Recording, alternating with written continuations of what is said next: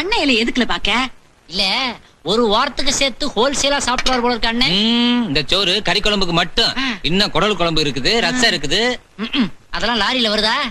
அது மட்டும் இல்ல, ஆத்தா எனக்காண்டி கட்டி தயிர் எடுத்து வச்சிருக்கு. அதுக்கு தனியா பழையது வருது.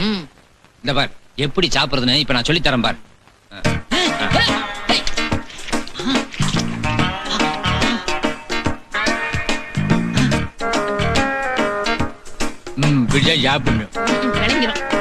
எலும்பு எப்படி கிடைக்கும் தெரியுமா? பெரிய மனுஷன் கொடுத்துருப்பா.